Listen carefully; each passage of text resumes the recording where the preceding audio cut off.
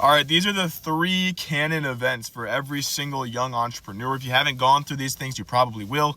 And if you have and you got through them, or if you plan to get through them, you're going to be fine as an entrepreneur. So one is legal, right? Getting in legal trouble, getting sued, getting a, whatever document sent in the mail saying, hey, like you violated something, some big company's coming after you. Like it happens more than you would think, right?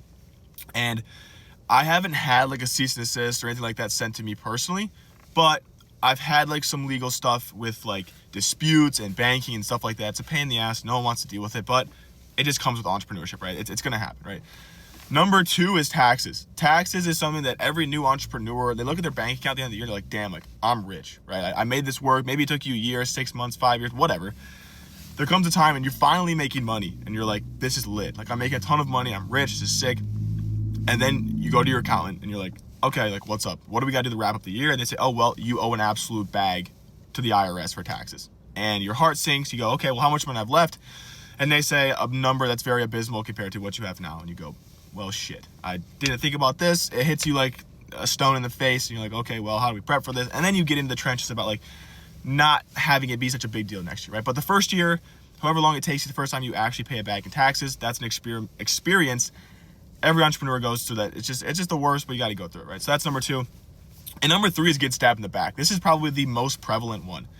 If you're an entrepreneur and you don't even have business partners or people who you're doing stuff with that can stab you in the back, that's number one, right? That's bound to happen at some level, especially when you're a new entrepreneur, is that if you have a partner or an investor or whatever, those people are very likely to snake you, right? And so that's something you have to watch out for, you have to get through. And then two, it could be clients. It could be a lot of other people just in the work environment that can snake you as well. Like for me, I had a client who probably would have been my biggest client ever when I had my marketing agency. I put him on game. I made him a shitload of money in the first month.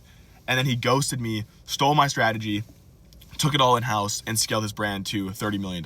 Mind you, when I met him, he was doing, a few $1,000s a month. And I scaled him from, I think, 10K a month to like 150K that first month that we ran TikTok ads. I remember it was nuts. And I was like, bro, I'm going to get a rev share. I'm going to make a bag. I'm going to make a ton of money. This guy's lit. He's cool. He's my age. Awesome. And no, he ghosted me. He disputed his bank for the retainer payment that he paid me. He paid like $1,500, disputed his bank, got that money back. I got fucked. And he just, never talked to me again. No rev share, just took the strategy and made a bunch of money. So it happens. If you can get through these three canon events as a young man or woman who wants to be an entrepreneur, you're going to be just fine.